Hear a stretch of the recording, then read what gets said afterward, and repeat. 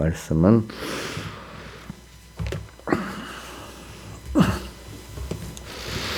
오전 설교 본문 그대로 하겠습니다. 요한복음 1장 14절과 17절, 또 로마서 12장 1절 2절입니다. 자, 로마서 12장 1절 2절은 외우도록 합시다. 자, 요한복음 1장 14절, 말씀이 육신이 되어 우리 가운데 거하심에. 자, 제가 외우면서 합니다. 말씀이, 예수님이죠.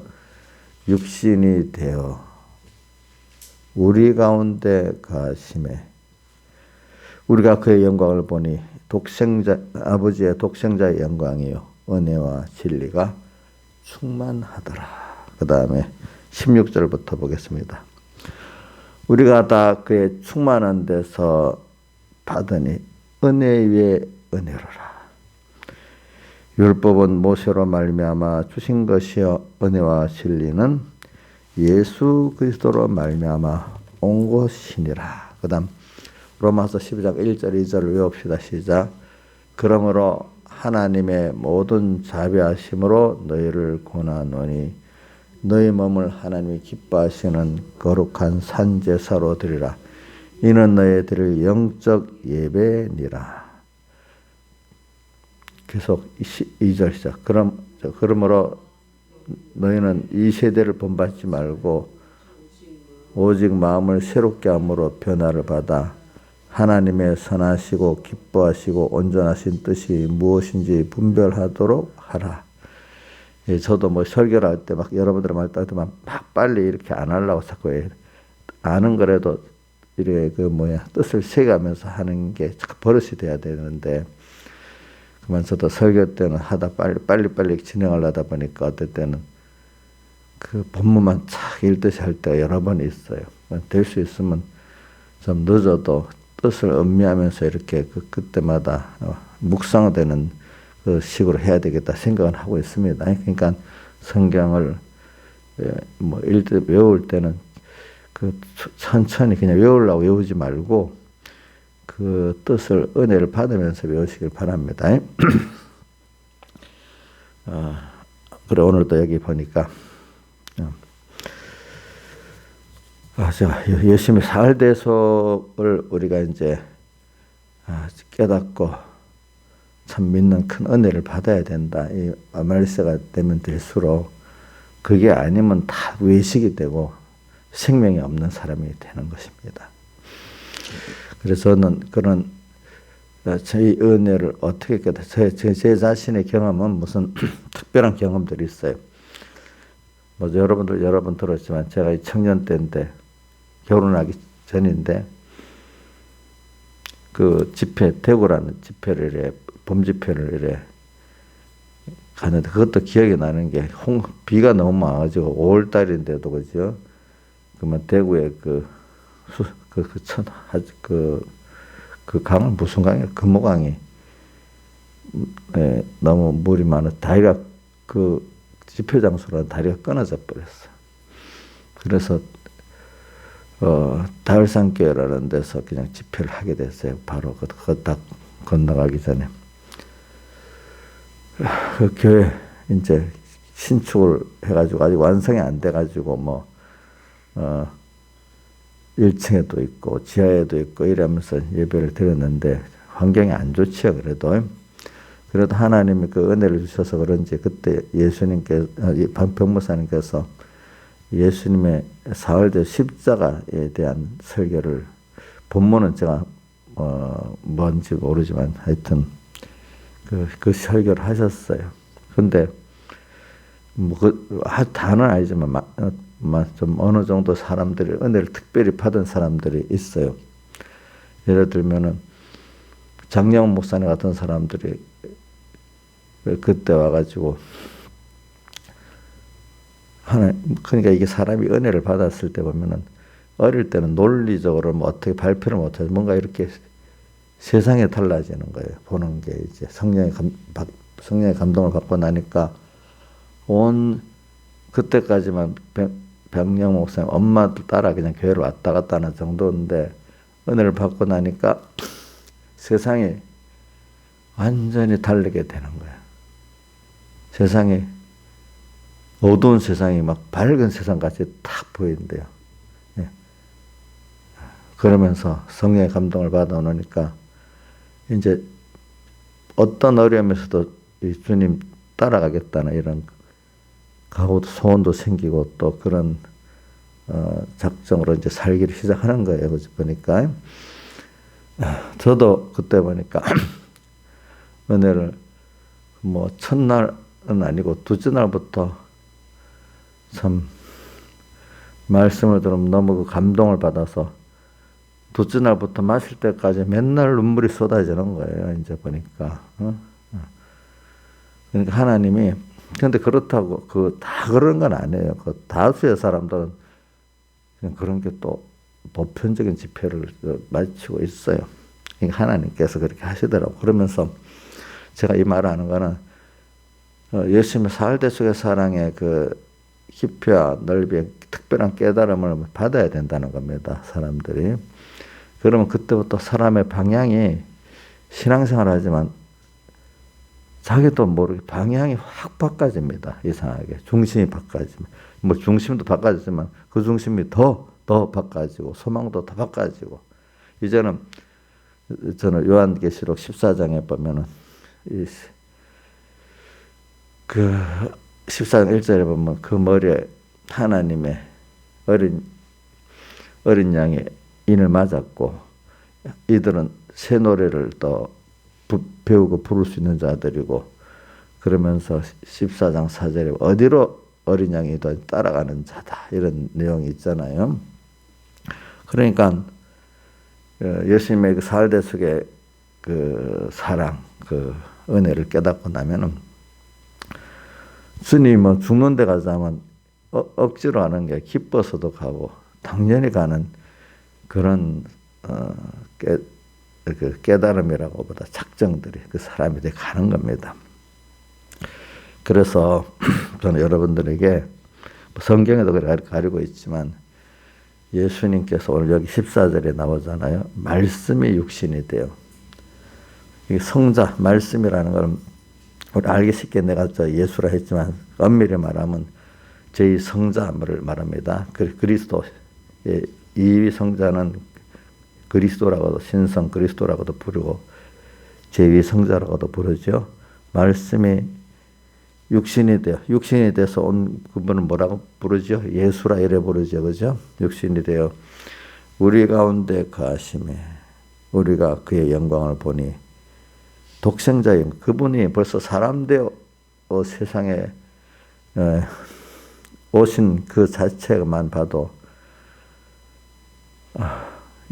사도 요한은 보라 세상 죄를 지어가는 어린 양이로다 이렇게 제자들에게 소개를 했잖아요. 그러니까 깨달은 사람들은 벌써 그 당시 말씀이 육신이 되 세상에 오시니까 벌써 그 제사제도의 그 진실을 아는 자들은 저분이 지금 우리를 대신한 속죄 제물로 이렇게 오셨구나. 그러니까 벌써 그 배경이 목사인 그분은 십자가에 못 박히신 그것만큼 벌써 사람 되어 세상에 온 그 자체가 벌써 낮아지고 가난해진 그 자체가 벌써 십자가에 꼭 죽고 돌아가신 그만한 분량이 돼 있다는 겁니다. 그거를 그 예수님 오실 때 안나라든지 여러 선지자, 신몬 같은 선지자들이 예수님 안고 기도하는 게 나오잖아요. 그죠? 그분들 벌써 이렇게 깨달은 사람들은 주님의 십자가의 죽으심까지 생각 안 해도 말씀이 육신이 되어 지금 십자가 대속을 완성하기 이전이라도 이를 보면은 그 안나나 시몬 같은 사람 기도를 이래 보면 참 그 깨달음이 있어요.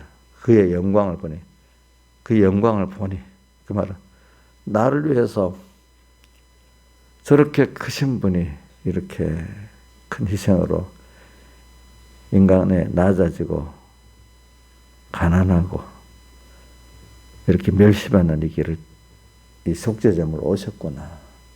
벌써 그 깨달음을 가지고 보니까 너무 감사한 것이 내 같은 이런 아무것도 아닌 게. 그래서 찬송가 이 97장에 지금 2절에 보면 약하고 죄도. 그래 이런 약하다. 그럼 로마서 8장 26절을 생각해요. 성령이 우리 연약함을 도우시나니. 또 고린도서 12장에 바울이 약할 때 감해라. 그걸 또 생각을 해요. 하나님 일부러 약하게 만드는 때가 있잖아요. 그죠? 또 추해도 추하다. 사람이 참 악이 하나님 간섭 안 했으면 그 더러운 게 다 올라와요. 저는 대표적으로 욥을 하나님이 마귀를 통해 흔드니까 막 그 교만이 막 나오잖아요. 교만이 막 나오고 또 다윗도 하나님이 떡 손을 놓으니까 그 얼마나 그 못된 짓을 하고 삽니까? 그렇지요. 또 사울왕 같은 사람들은 그 겸손해서 하나님이 왕으로 세워서 써놓고는 그 후에 보면 평생 그 마귀에 붙들려 사는 그 고통스러운 걸 또 본단 말입니다. 인간이 그리 추해요. 또 이 모여가고 힘이 있으면 바벨탑을 꼭 쌓아요. 그죠? 혼자 쌓는 게 아니라 이제 지금 요즘에 보면 우리가 뭐 딥스테이트 같은 이런 사람들 가운데 예수 믿는 사람 많아요. 그런데 그런 주님을 위한 게 없어요. 그 힘 있는 사람끼리 모여가지고 더 그 힘, 권세, 그 물질, 그걸 더 든든히 만들려고. 우리가 본 바벨탑을 같이 쌓는 건데 그 사람들은 그거를 몰라요. 그러니까 많이 가진 것만큼 자기는 힘 있는 줄 알아요. 그래서 그런 걸 성경에 짐승의 몸에 이름이 기록되는데 참남대다 있잖아요. 그죠? 참남대다는 게 뭐죠? 자기가 하나님이 아닌데도 뭐같이 하나님같이 힘이 있는 줄, 주권을 이제 착각하고 이렇게 생각하고 행동하는 것을 가르쳐서 뭐라고 하죠? 참남대다 하잖아요. 참남대다. 세상에 지금 이 정치적, 경제적, 또 학문적 기득권의 사람들은 얼마나 참남된지 몰라요. 그것도 하나님이 참남된 게 뭐 하나님이 안 붙들어주면 저도 참남되게 된단 말입니다. 알겠죠? 추해요. 그래서 그 약하고 2절에 그래서 저는 그거를 많이 생각하고 살아. 약하고 죄도. 또 몇 장이지? 30 성령의 강림하사 찬송가도 3절에 있어요. 힘이 없고 연약하나 엎드려서 비오니. 힘이 없고 연약하니까 어떡하겠어. 저도 지금 이 세상을 보면 참 막막해요. 뭐 재앙이 가득한 세상은 내가 어떡하겠어. 그 자체를. 그 재앙이 가득한 거기에 하나님이 또 놔두니까 내가 거기에 나도 피동돼 갖고 추한 게 막 올라오지 않겠습니까? 피가 격동돼 가지고 누가 깨끗하다고 할 사람 욥을 보면 없어요. 예. 그 자기 더러운 걸 그래도 드러내게 해주는 게 감사한 거죠. 회개할 기회가 있으니까, 그죠? 그래서 예수님이 와서 발을 씻어주고, 그죠? 씻어주고. 그때마다 씻어주는 거지. 자, 이런, 이게 저는 말씀이 육신이 돼 우리 가운데 거하심에 하나님이 나를 이렇게 내 죄를 대신해 주시려고, 내 의를 대신해 주시려고, 주님과 화친을 시켜 주시려고, 또 영원한 새 생명을 주시려고. 인간은 되지 않아요. 이 구원이라는 거는, 복이라는 거는 하나님으로부터 내려오는 거지. 인간 자체가 하는 게 아니고, 인간이 구원 얻으려고 빠덕빠덕 애를 쓰는 그것도 물론 과정에는 필요해요. 자기가 해보니까 아닌 거예요. 아닌 거. 인간이 해볼수록 죄를 회개하려고 할수록 죄가 막 더 죄에 사로잡히고 이렇게 사는 인간을 경험을 해야 됩니다. 인간이 자기가 뭘 해보려고 할수록 안 되는 거예요. 이제 그 하나의 은혜를 줘서 그런 거예요. 그러니까 인간들이 다 어느 나라든지 다 보면 어떤 메시아를 기다리는 게 있어요. 예수 안 믿는 어떤 지역도 결국은 보면은 위로부터는 은혜를 구하는 것들이 다 희미하게 있어요. 그래서 인간은 그 하나님의 은혜를 주시는 걸 받아야 된다. 근데 주시는데 그걸 받아야 돼. 그 사람들이 그걸 몰라. 여러분들은 처음엔 내가 나를 구원하려고 노력을 합니다. 내가 내 자식을 구원하려고 노력합니다. 저도 깨닫지 못하고 여러분을 내가 구원하려고 노력할 수 있습니다. 근데 안 됩니다. 그러니까 나부터도 주님 살려주세요. 너무 급할 때는 당장 그러잖아요. 그보다도 죄 때문에 고민하면서 그것도 안 됩니다. 주님, 하나님께서 나를 이 죄에서 건져주세요. 또 그렇게 해야지. 내가 내 죄를 처음엔 자기가 이성을 가지고 의지를 갖고 막 하려고 합니다. 예수를 믿어도 그때는 깨닫지 못하니까.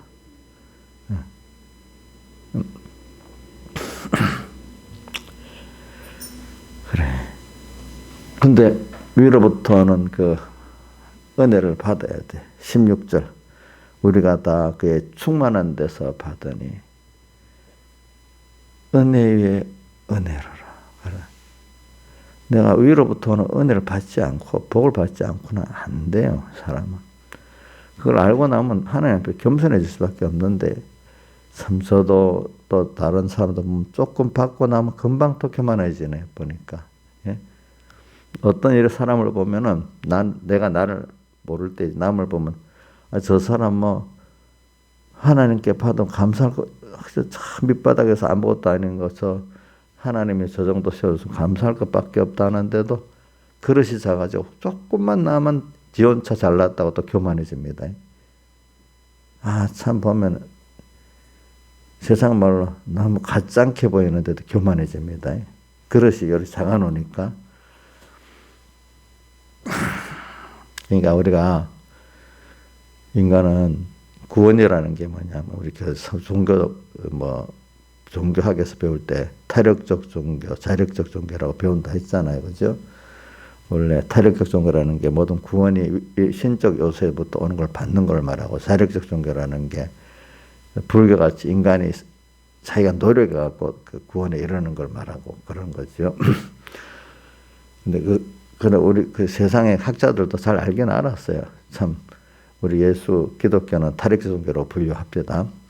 그러면 구원이라는 게 인간에 의해서 되는 게 아니라 신의 은혜로 된다. 그 사람도 그렇게 표현합니다.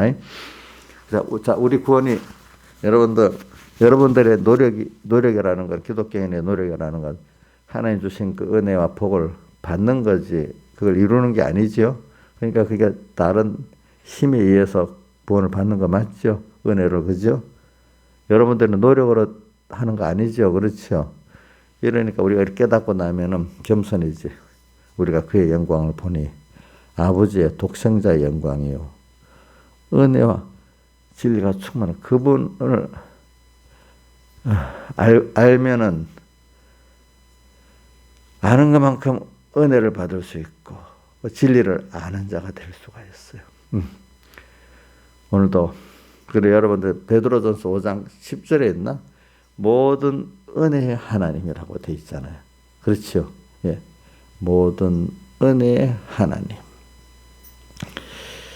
그리고 우리 예수님의 십자가의 사활돼서 올 생각하면 자꾸 그 십자가의 은혜라 그게 은혜. 부활 사활돼속의 그 은혜. 그러니까 제가 요즘에 계속 말씀드린 거 하나는 마태복음 12장 16절에 보면 바리새인과 서기관들 그 사두개인들이 사활돼속의 하나님의 그 은혜를 모르고 매일 제사를 드리는 그 어린 양의 의미는 하나도 모르고 그저 와서 뭘만 먼저 구하죠? 표정만 구하는 거예요. 그죠? 그때 제사를 드리는 어린 양의 대속의 의미를 하나도 몰라 하면서도 또 그들이 기다린다고 하던 메시아 기다리지만 메시아의 의미를 몰라. 그리고 오늘도 우리가 예수를 믿으면서 예수님의 사람 되어 오시고 십자가에 못 박혀 주신 그 의미를 잘 몰라. 그저 표정만을 껍데기 기적만을 원하고 있는 사람들이 많아. 진짜 그 기적을 보는 게 뭔 줄 압니까? 예수님의 사흘대 속에 그 은혜를 깨닫고 거기 정말 그 앞에 엎드려 찬송가들 엎드려 그 앞에 구하는 이 사람이 기적을 본 사람이에요. 자, 기적이 뭐라고? 예수 믿는 게 기적이지만은 어저께는 그 위에 뭐라고 했죠? 예수님의 사흘대 속에 은혜를 깨닫는 그게 있어야 참 복이 은혜를 안 했습니까? 그죠? 그래 오늘 저 기적이 뭡니까? 특히 요번에는 뭐 다른 하나님을 믿는 것도 기적이지만 말씀 깨닫는 것도 기적이지만 그보다도 오늘 어디에다 초점을 두는 거 아니니까 예수님의 사흘대 속에 그 은혜를 깨닫고 그 앞에 항상 그 앞에 나가고 그 앞에 엎드러지는 그 자체가 기적 중에 기적입니다. 자, 그걸 사모하면 주십니다, 여러분들. 알겠죠? 뭔가 처음에는 몰라도 그래. 뭐 천주교에서 말하는 십자가 이렇게 그 모형을 들고 이렇게 되니까 막 마귀가 쫓겨나고 이런 뜻이 아니야. 알겠죠? 그 십자가 들고 이렇게 되면 돼요? 능력이 나타나요? 그거 아니란 말이에요. 그 영화 같은 데 보면 맨날 그런 게 많이 나와 있잖아. 그 주님의 십자가의 그 대속의 의미를 잘 알아야 돼. 이게 예수 믿어도 대부분 잘 모르는 거야. 하나의 은혜를 입어야만 되는 거예요. 알겠죠? 예? 그래, 다시 한번 14절 천천히 제가 읽을 테니까 읽어보세요. 말씀이 육신이 되어 우리 가운데 거하심에 우리가 벌써 그의 영광을 보니 나를 위해서 이렇게 오셨구나. 그게 감사가 나오기 시작하는 게 그의 영광을 본다는 건 감사가 나온다는 말입니다. 그거 보고 영광을 보니 아버지의 독생자의 영광이에요. 예.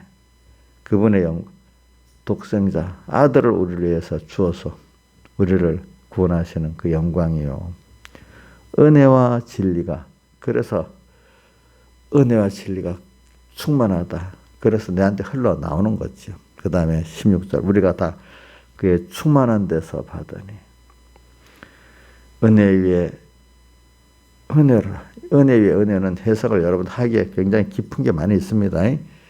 그러니까 이게 뭐냐면 기본권 위에 또 건설권의 은혜다 이렇게 또 우리가 해석할 수가 있고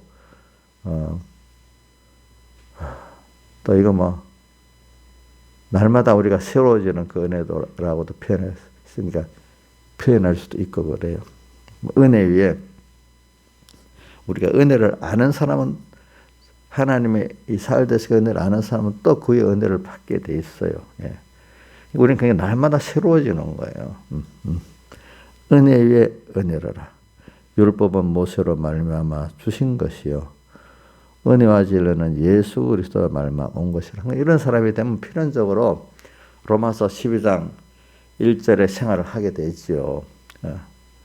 감사한 사람, 그 은혜와 진리를 받은 내가 감사한 사람은 자기를 산제물로 드릴 수밖에 없지요. 선제물로 드리는 게 영적 예배를 드릴 수밖에 없지요.